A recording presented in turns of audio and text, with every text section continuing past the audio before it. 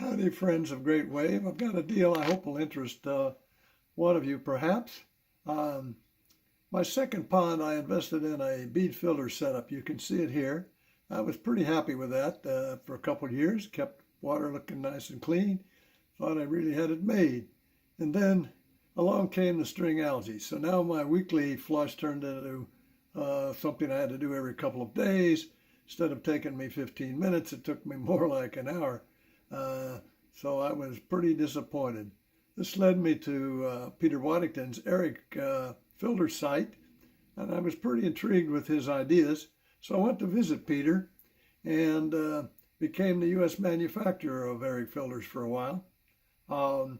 Here's the 4 units I received from him so I could basically copy the design and as well as install some of these in my pond.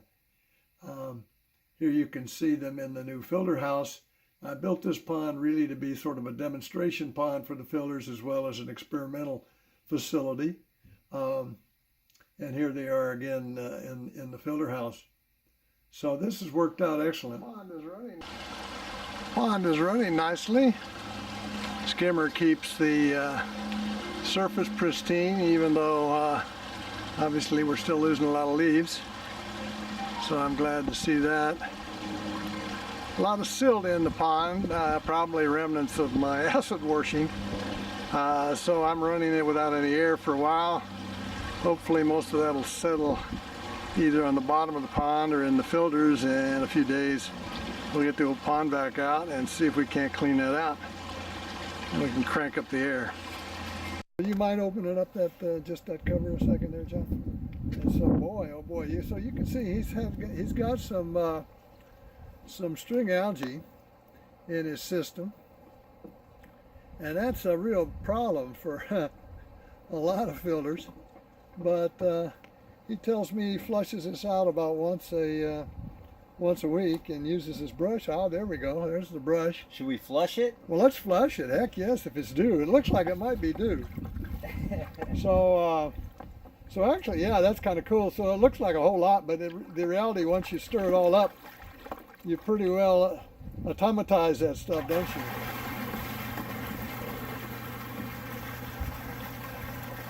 Yeah.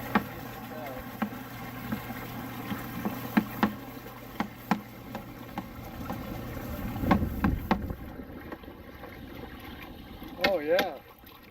So actually, I did a remarkable job of cleaning it up, and then you get a bunch of crap that comes up. I let that run until it gets clear again. Uh-huh. It looks like it's clear now. Right. Oh, one more chunk of seaweed came out. Cool. And actually, I'm going to let it drain for just a little bit. Uh-huh.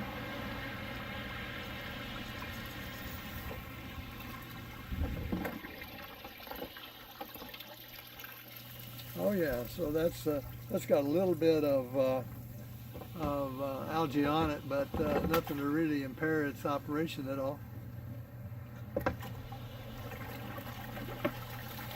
And there you go. That's about as easy as you can imagine, huh? Oh yeah. Beautiful.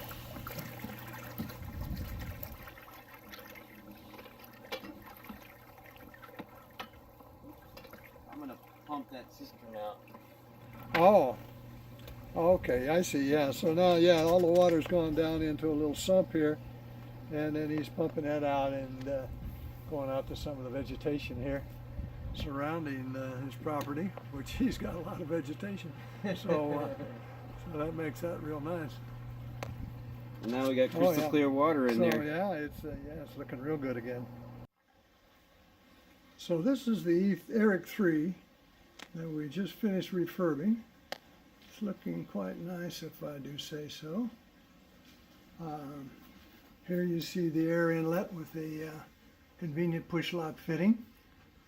It'll come with 10 foot of air hose to make it easy to hook up to your air pump. That provides the aeration in the biological filtration section that's necessary for a number of reasons.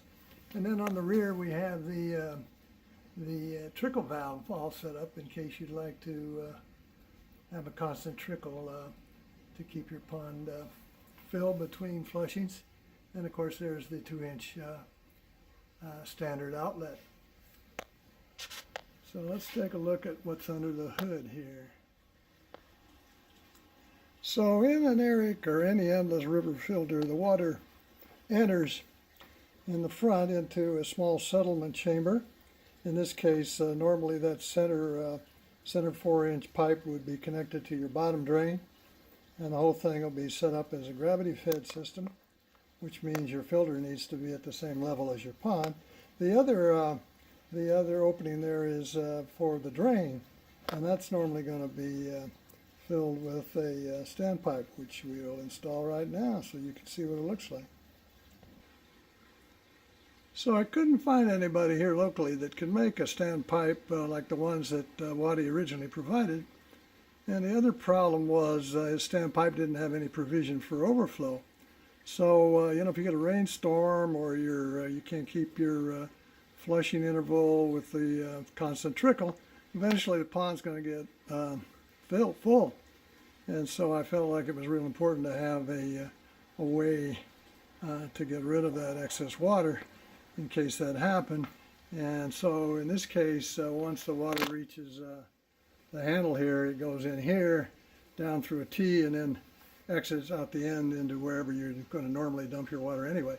So I thought that was pretty clever, and I was able to use standard components, which made it real easy for me to source all the parts and put this thing together. So anyways, let's see how it fits in there.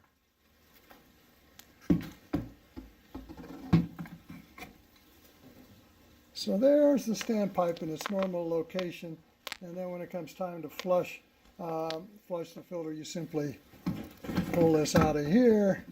The thing begins to drain quite rapidly into your sump area, and then you plug the inlet until everything has flushed out. Once you've done that, then you can pull it again out of the inlet, hold it out for however long you want to get the level you want for the water change that you'd like to have on a regular basis. At least certainly long enough to let you see a big plug of very nasty looking water come out of there. So obviously you want to set up that flushing interval fairly regularly. I do it once a week on each of my filters. And you'll get a big plug of really nasty looking water out of there, which of course will go right down the drain. And after that, it'll be nice clean water, which once that starts happening, you can put this back in here and let your filter fill up again, and go ahead and turn on your pumps, and away you go. So that whole operation normally takes me about 30-45 seconds, something like that, on a daily basis, or not on a daily basis, weekly basis. And then once a month, on the first of the month, the first time I flush it, I'll pull everything out and rinse the entire unit out, which again is pretty simple. So we can take a look at how that might go. So here we have the mechanical filtration. Now again, the original Eric came with came with one large mechanical module filled with 3 rows of brushes. It was a little bit difficult to work with, and more importantly, you could throw a cat through the gaps on each side of it. So Peter fairly soon after that updated his modules, so they're somewhat similar to what we're using now. But these were all manufactured brand new for this refurb job, and here's what they look like. So the first module is brushes, and in this case we got 7 of them, nicely tightly packed and securely fastened. And then on the edge here we've got weather stripping, polypropylene weather stripping, to keep any debris getting by on the ends of the modules. So that's the first one. And then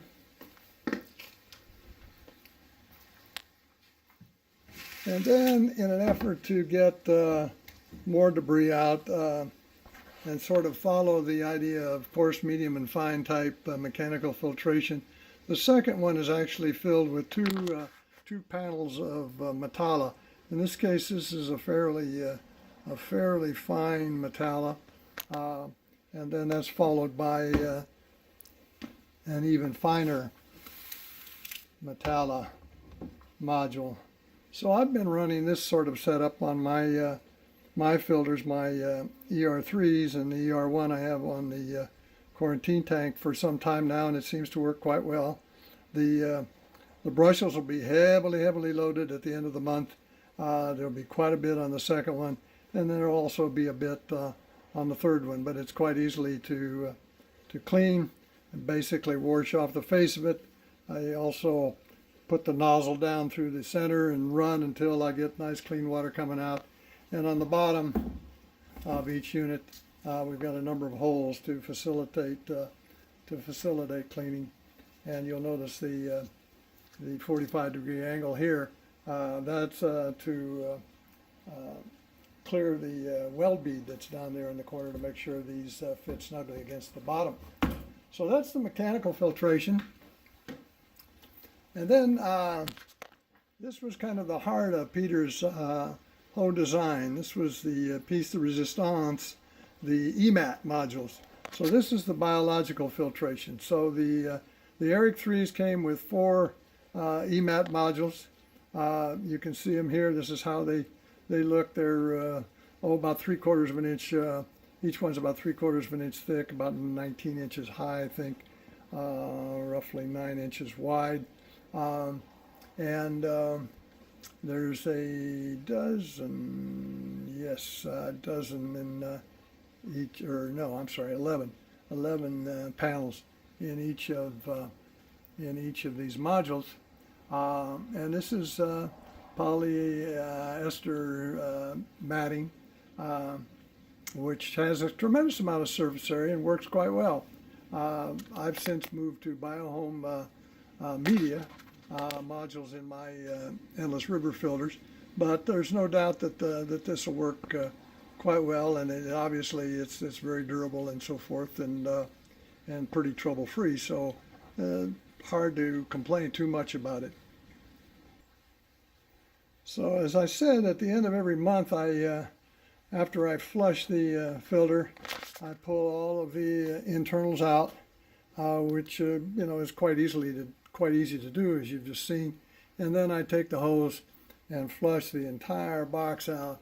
There'll be a little bit of dirt here in the biological section probably, but not that much. And then a fair bit up there in the front.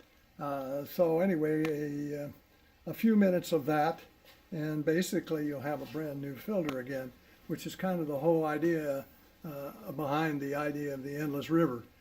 Just like a river, you're basically renewing the entire environment on a regular basis, as a river would every time the rain came. And so you can keep everything nice and clean, unlike just about any other filter I can imagine, especially with the amount of with that little amount of effort. So we've totally rebuilt the aeration system on this unit to be like I use on the endless river filters I'm currently using.